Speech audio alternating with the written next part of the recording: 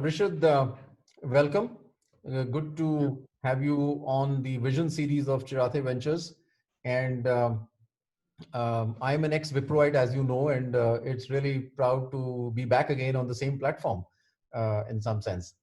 The IT services industry has been talked about in many ways. It's created enormous wealth in the country over the last 30 years and continues to do so.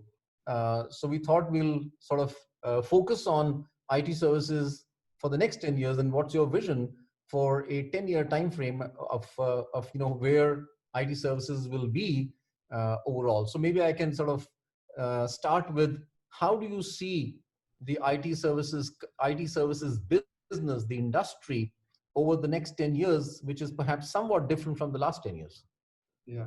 So Sudhir, first of all, thank you for having me. It's exciting to be here and always nice to talk to a fellow Viproite or an ex-Viproite. Once a Viproite, I suppose always a Viproite is what I get Yes. told. But look, I think it'll be interesting to get a perspective on where the industry came from, right? To get a sense of where it has gone. And the one thing even if I try and look outside and quite amazed with the industry is its resilience.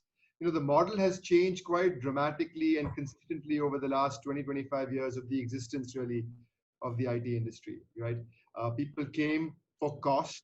That was the main story, the labor arbitrage story back in the 90s, the whole Y2K need, the desperate need for light scale technology talent. People stayed for quality. They discovered quality. They were happy with the quality and they stayed for that. People wondered what would happen after Y2K. And then you had the whole ERP revolution, right? Technology moving from the back office to become more about efficiency, become more about, a little bit more mainstay. People wonder what will happen after ERP, and you had the infrastructure wave. You then had the operations wave, right? Outside so things have evolved over time, and I find that the industry has found its own way of bouncing, finding new avenues of growth and new areas of participation.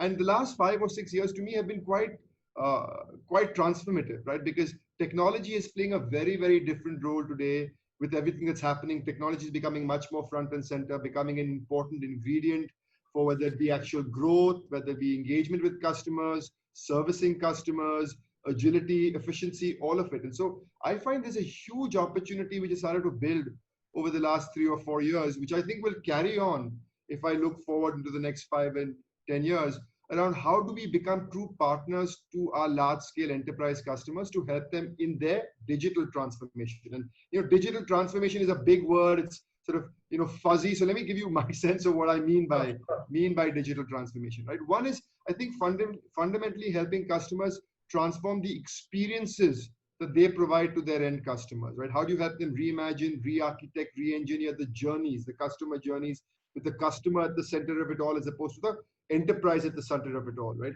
A very simple example I love to use is, if you think about a bank, many banks historically haven't thought about an account opening process from the perspective of somebody not walking into a branch or dealing with a teller. It's a profound change for a bank. So very fundamentally revisiting experience-led servicing to customers. The second is operations transformation. How do you fundamentally revisit how you deliver work? How do you settle trades better? How do you have a better payment system, a better mortgage system, a better supply chain, what have you, right? And the third is, how do you leverage new age technologies to disruptively offer new business offerings, right? How do I provide better fan engagement if I'm a sporting company? The whole TikTok revolution, right? That may be a bad word today in India, but that revolution, the whole story around IoT and providing different kinds of offerings, the whole blockchain story that can change again different kinds of offerings.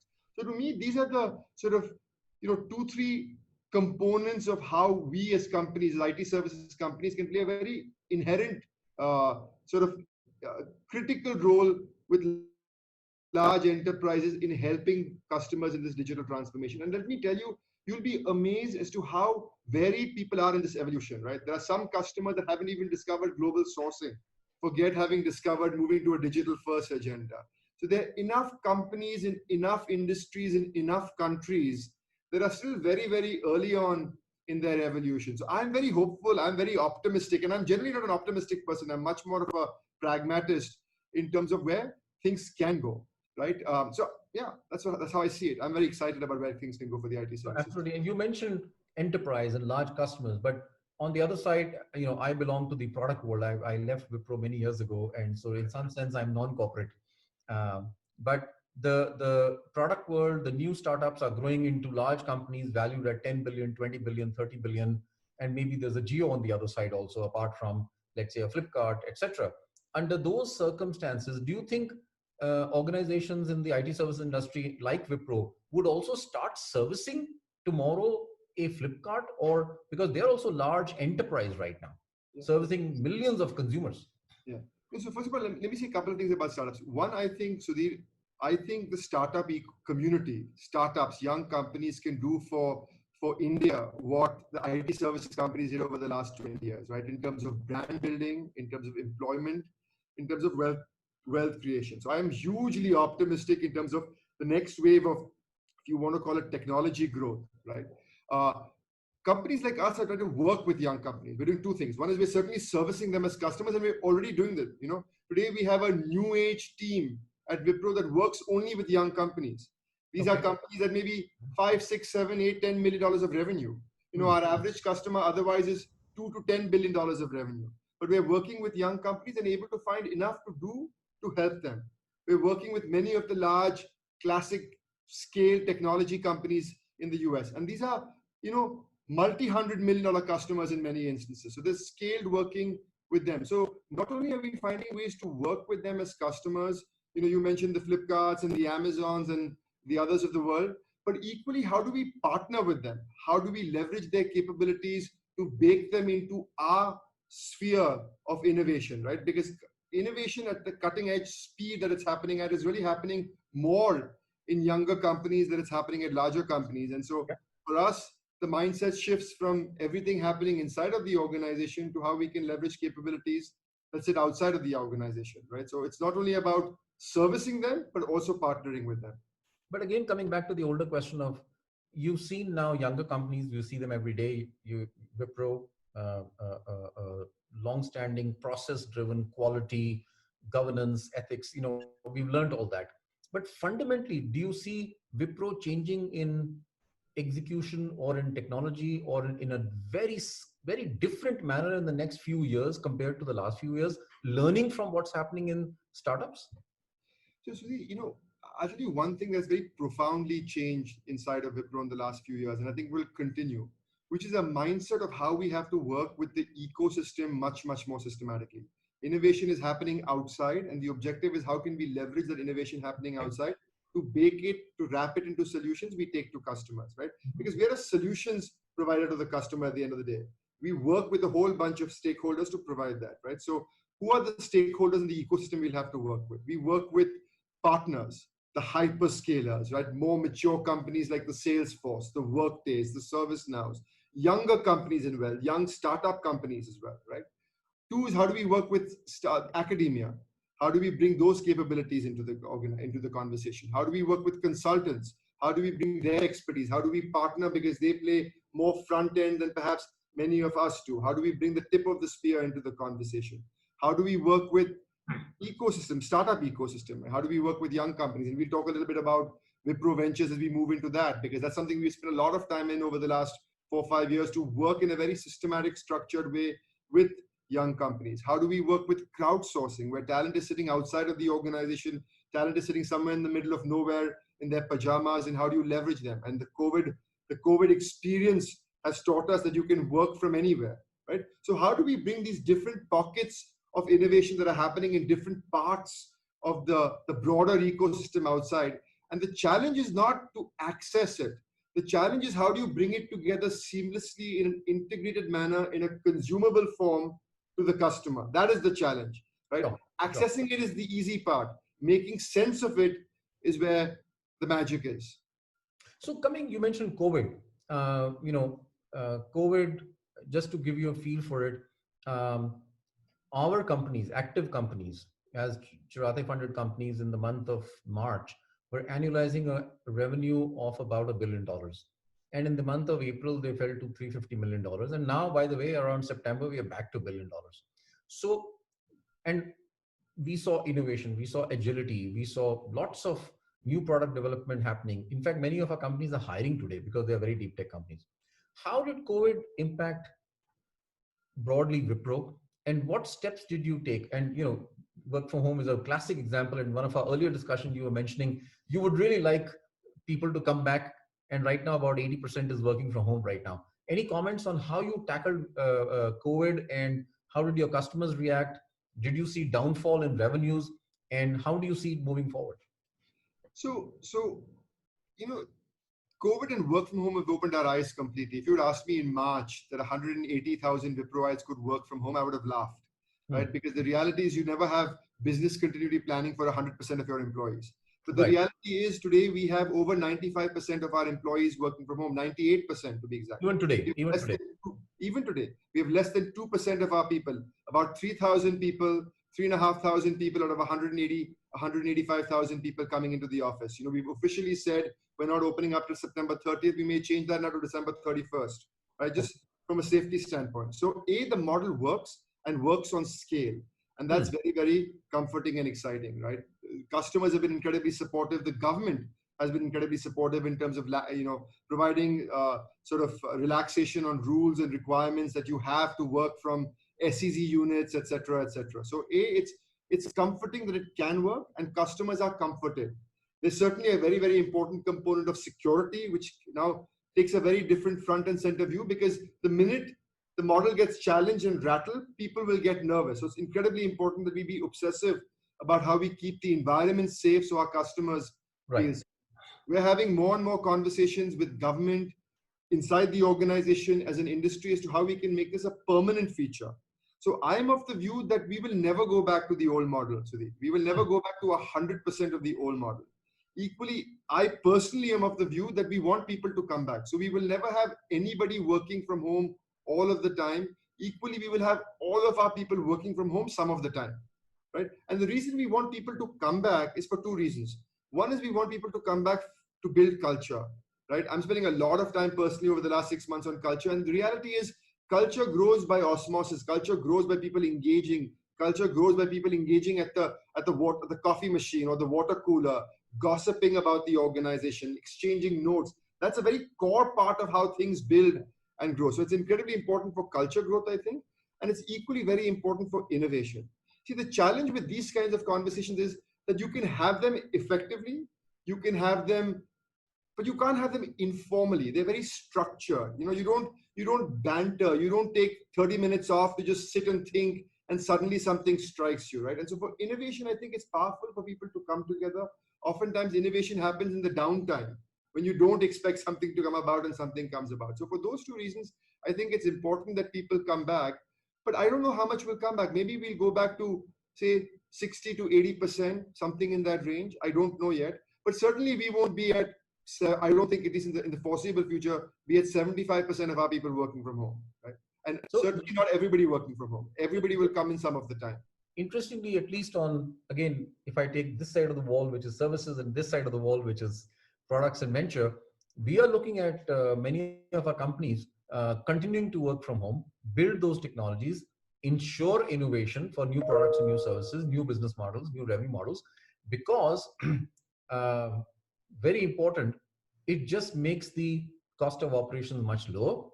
And in fact, we are finding, at least for a short while, we are finding that this is working. Now, I agree with you whether it'll work for a longer time, but you're saying that um, a scenario where 50, 60, 70% people coming back is something which you'd like. But if it doesn't happen, will the IT services continue to innovate or not? That's the question then. Yeah, I mean, I think, how effective are these? I mean, I would say they 85, 90% is effective, right? It's still not the same as if you and I were sitting across from each other. It's not the same. I can't smell you. I can't sense your body language. I can't sense your discomfort or your comfort fully. I can to a great extent, right? So I think there's still a power in being able to look someone directly in the eye and to be able to see them face to face. And I'm a big believer in that form of intimacy and connect, right? So I'm still saying that, I think on some average, people may work 3 days from the office, maybe 3.5 days from the office, something in that range. But we would like people as a company to be coming back, because I think that's how you build connect. And you have to appreciate, Sudhir, in our industry, we're 180,000 people. Hmm.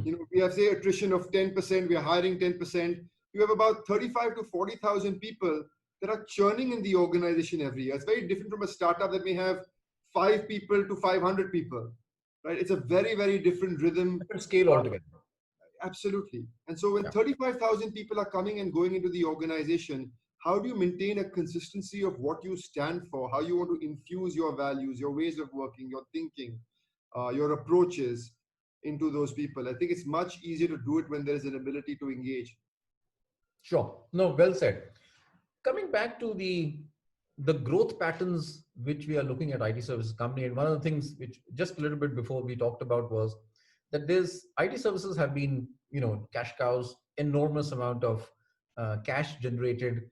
And if I look at just the top 5 companies in the last 5 years, has distributed dividends and share buybacks to the extent of $35 billion. Just 5 companies from India. And if I take a 10-year cycle, this is $48 billion. Now, great for wealth creation, absolutely no issue. I'm a shareholder of many IT service company, and I like that. But the other side of the coin is that money not finding access to spend, to innovate, to grow? Any views on that? Yeah. So it's interesting you mentioned that, Sudhir, and we were chatting briefly before this.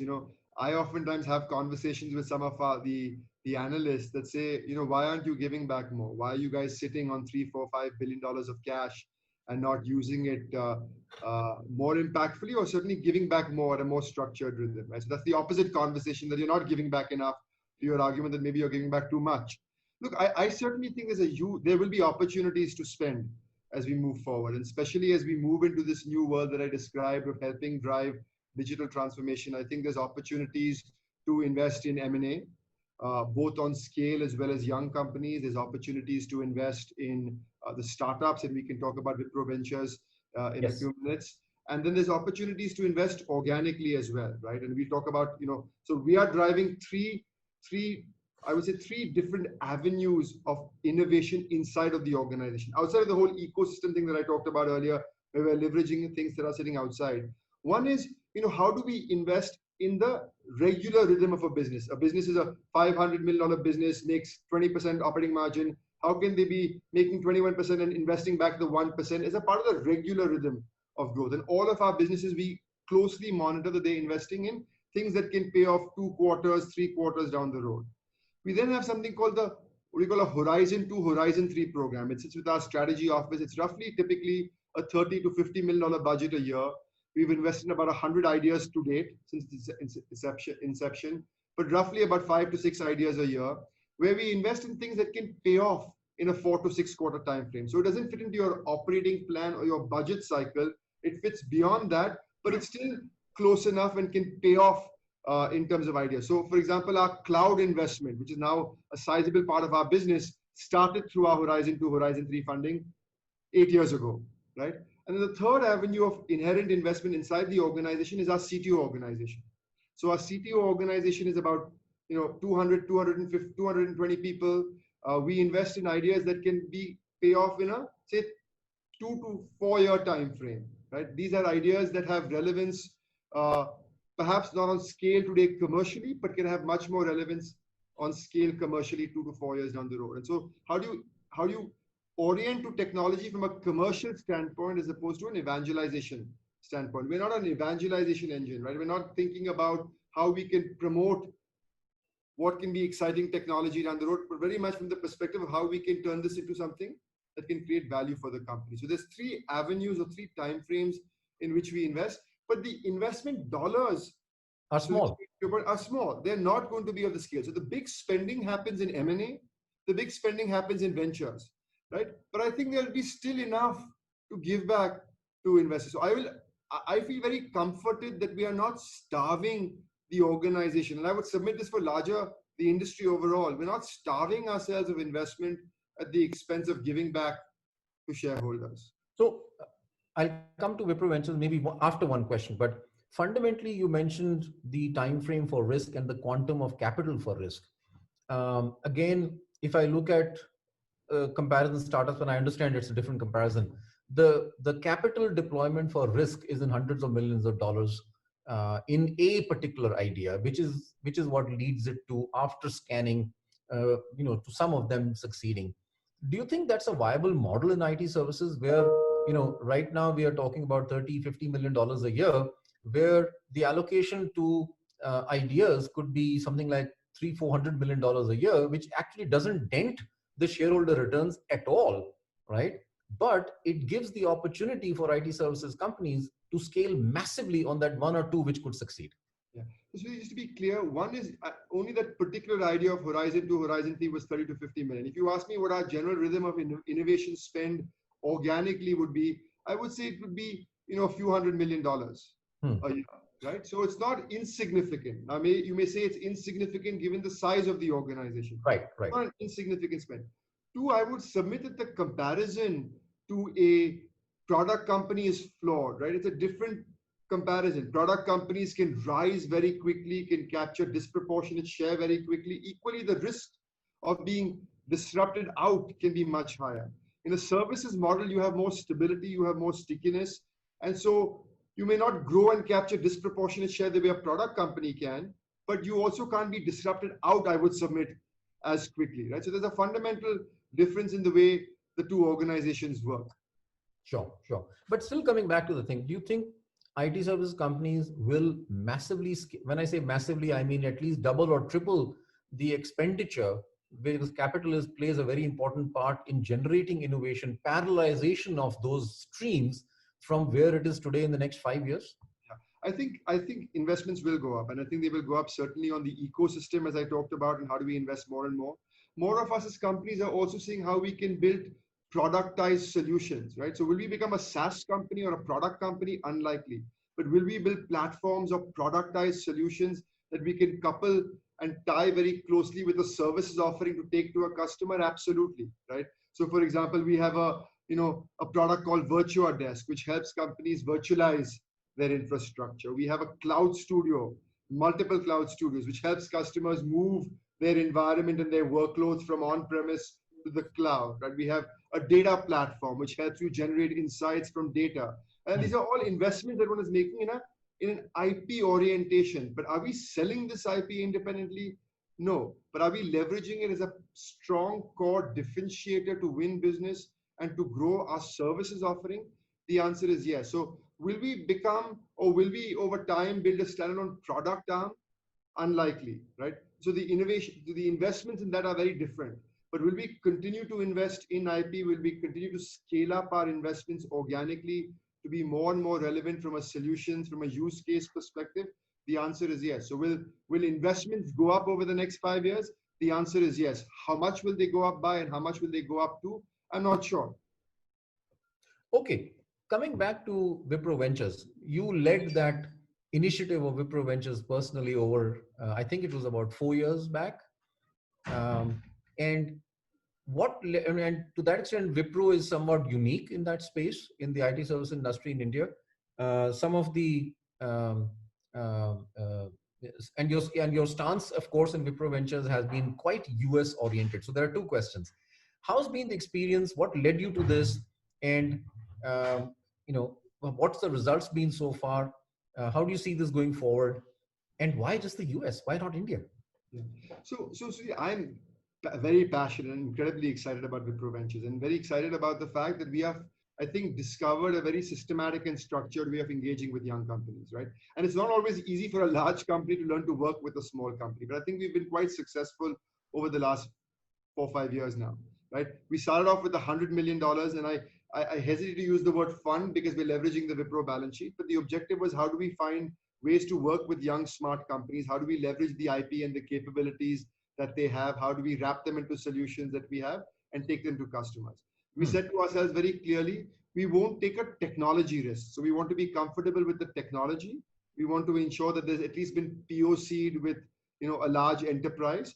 But we're very happy to take a market adoption risk and help the company get to large customers. We work with 150 of the Fortune 500 customers.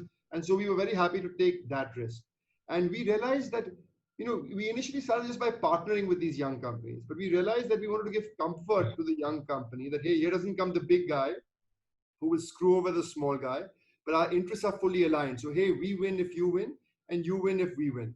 So That's how we started taking stakes, and that's how we formalized it. And we were very, very focused on two things. We were as obsessed and focused about order booking, both for us as well as the startup, as well as on returns. So it was on a returns focus. It wasn't a treasury play for us. It was very much a strategic play. Nobody came to us for financial capital. They came to us for strategic capital. Today we have 23 investments, right? We've done over 200 deals cumulatively with our customers. So we've learned to work with young companies. We've had a couple of fabulous exits, which we got very lucky with. And that's the other thing I learned, by the way. I learned that it's very important to have good exits to be taken seriously as a venture investor, because young startups care about people creating value for them, right? And so it's been a remarkable journey. We don't invest in anything in which we simply see a returns play. We only invest in ideas in which we see a strategic play to add value. So our competencies, our service lines get very closely involved in these conversations. You know, when I do a review on the performance of ventures, I'm as obsessed with our order booking. How much order booking did we say we would do and we've done for us, as well as for the startup, and then equally focusing on return. So, you know, if I compare ourselves to the 2015 vintage, we would be in a top tier performance in terms of returns as well. So it's paying off on both sides. And so this year we actually enhanced the fund from $100 million in January this year to $250 million. We set up a second fund effectively of 150 because the first 100 is effectively committed. Yeah. And so this, you know, I can very easily see this, you know, being a $500 million sort of investment for Wipro in the next 5 years, maybe 60 to 80 portfolio companies, and giving us quite a neat little positioning in terms of working with a really important stakeholder of innovation as far as we are concerned. You know, we started off to your question on countries. We started off with a focus on the US because, you know, that's our largest market.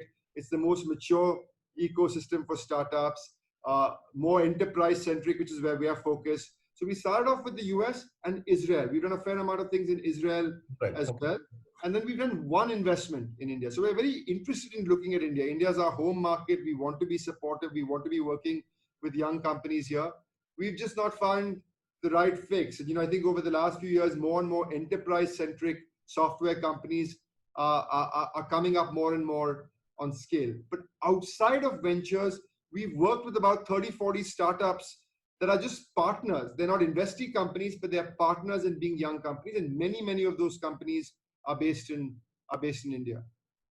No, fabulous. I think that's a great initiative because A, it's unique in the IT services industry, and second, it's somewhat a risk. If I look at a perception from the outside, it's a risk. Would you acquire some of these companies which you invest in Wipro Ventures? Yeah, so it's a great question. You know, our philosophy at the moment is we will not. And we will not for the simple reason because we think we will destroy what makes them tick. Right? They work at a different speed. And frankly, a company of our size doesn't work at the agility of a company that's 20, 30, 40 people. It just doesn't. And so we find we can leverage that innovation sitting outside as much. Equally, you know, as a system integrator, as a services company, we oftentimes want to provide a best of breed solution. So we are better off not owning a particular solution. So we have the optionality of working with a bunch of different partners as opposed to owning a company in totality. So today, we don't have an intent to acquire any of the companies. Can that change down the road? Absolutely. But that's not the intent today. So you come in literally as a financial investor with a strategic edge and you hold a minority stake.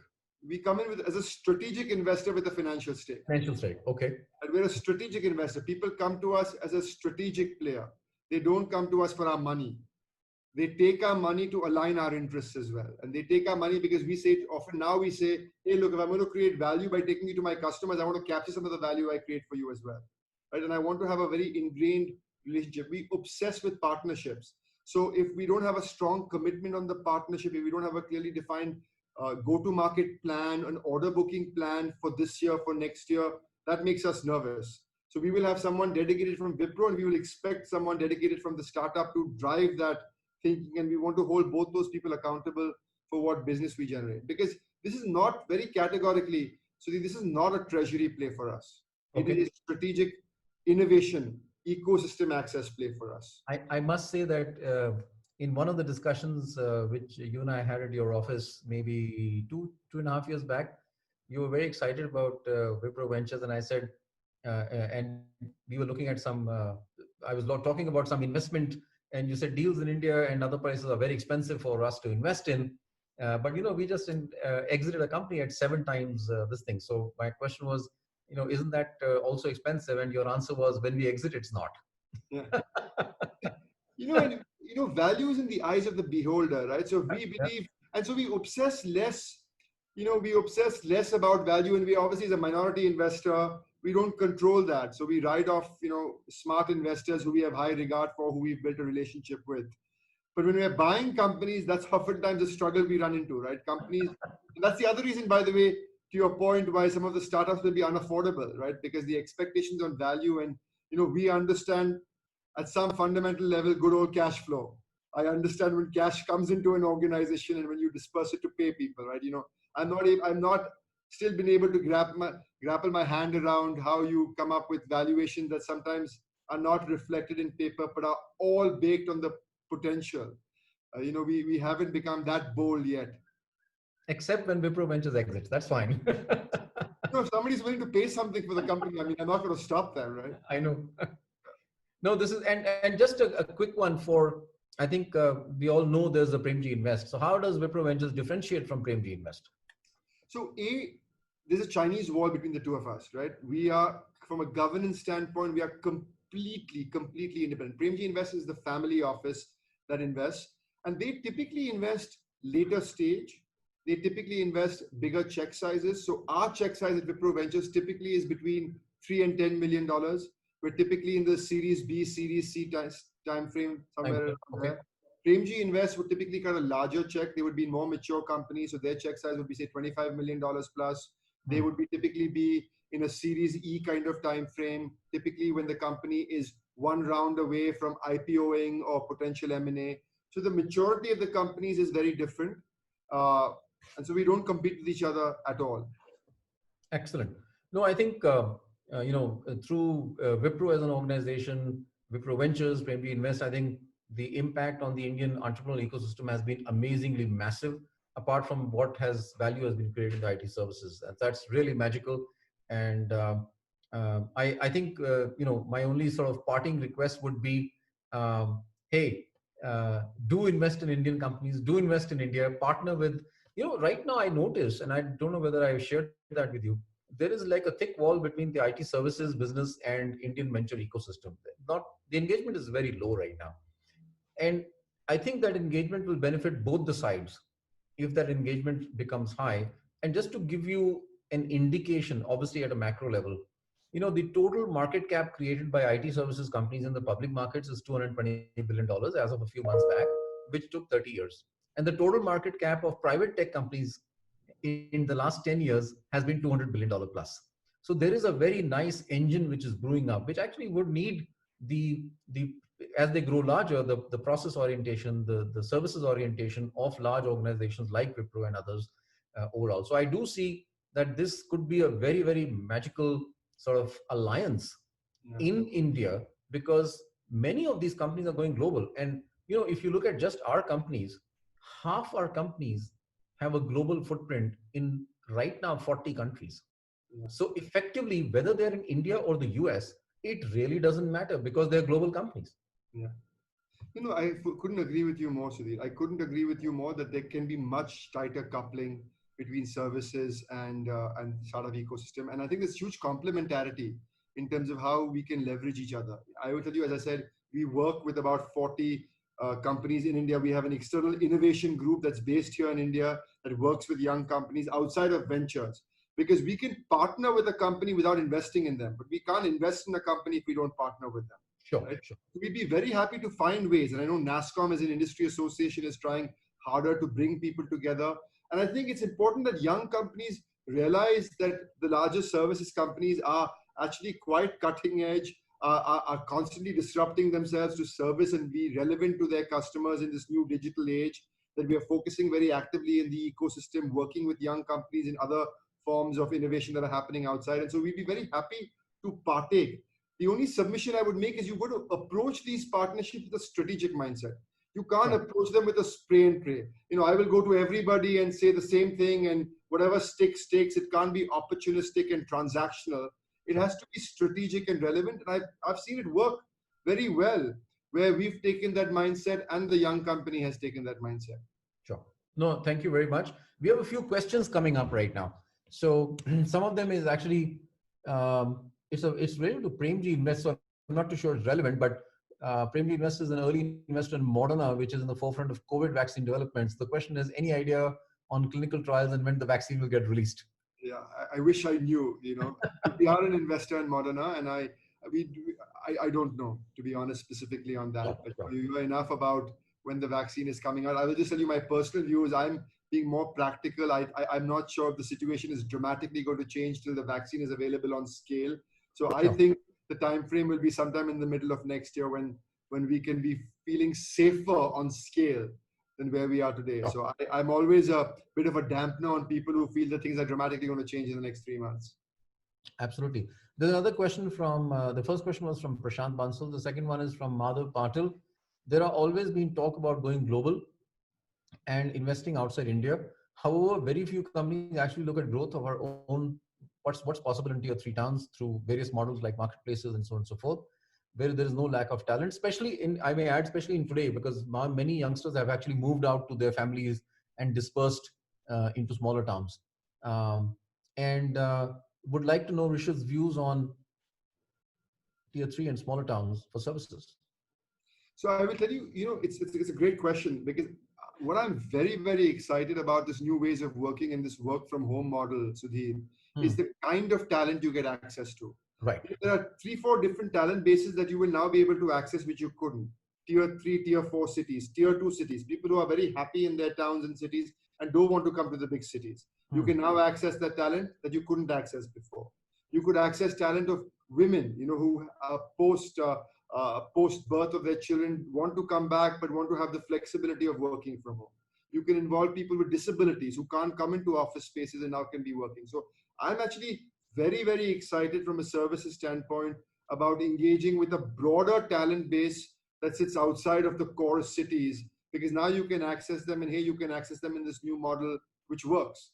So I'm a big, big fan and a big believer, and I'm very hopeful what can come out of this. So actually, in some sense, we have seen one of our companies, Early Salary, which is in the consumer lending business. They gave us some very interesting analytics that their lending was to 7 cities, people who were based in 7 cities. And post COVID, these people went back to their homes. And I think the number was 46 cities or towns in the country, which is in effect talent which is moving back to because they want to be with their families. That's in some sense a reverse migration of talent, which is happening. Yeah. Rajat Mathur, I think he's the next Wipro chap. Wipro Ventures focus is on which sectors? Yeah, so we focus on all relevant new age technologies. A lot of focus on the cybersecurity space, on the AI space, the big data space, the new age testing space. Those are the kind of areas that we have a large chunk of our investments today. Excellent. This is Mr. Manish Choksi. Incidentally, he's on our global advisory board. Um, Question is, global political leadership seems to be putting in place barriers against free movement of talent and services. What are the things Indian IT services companies doing to overcome these challenges? Yeah. So a couple of things. One is, look, this model itself lends itself to a new way of thinking, right? Because does it really matter if I'm sitting in New Jersey, or if I'm sitting in Bangalore, if I'm working from home? So the new model of working itself is providing some level of de-risking. Two is we are very fundamentally taking up the issue that, look, mobility of talent and mobility of services is an important conversation in trade. And so we actively have conversations with government to take this up, that this is not right, this is not fair. And I think that conversation has teeth, has impact, and drives a certain amount of change in thinking overseas as well. But the last thing I would say that we do, which is very, very critical, is we're localizing. If you 3 years ago, we were maybe 45% local in the US, where today 70% local in the US. Right? We were happy to be more local in the US. The challenge is availability of talent. Right? That's our biggest challenge. We are now hiring from campuses on a much more systematic basis overseas, in the US, in the UK, like we hire on scale in India.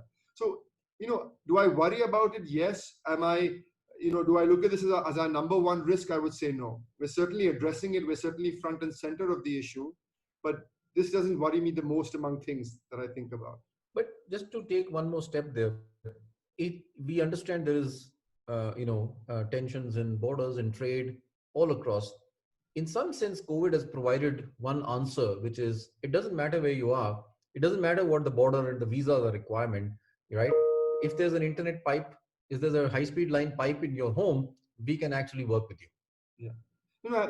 That's why I started by saying that, Sudhir. I said that this model has taught us that it actually, in its implicitly de-risks the model of barriers, Right. of border Yeah. shutting, of nationalism building. It implicitly does that, right? So I'm not. So you're absolutely right. Excellent. Really a pleasure to talk to you. Any parting piece of advice to all the viewers which are going to be here and on the IT services industry general, on the venture Yeah. side? No, I'm a big believer in doubling down when things look dark. When everybody's driving left, you should drive right. And so I would encourage people to be bold, right? Encourage people to think beyond what happens over the next 9, 12 months. And I think those people that have the foresight to be bold, to invest deeply and smartly, I think will be great beneficiaries. So I would encourage people to be resilient and stay focused. I'm very hopeful that the horizon is looks good. Absolutely. Thank you so much. And really pleasure to talk to you again and really appreciate you spending the time. Thank you for having me, Sudhir.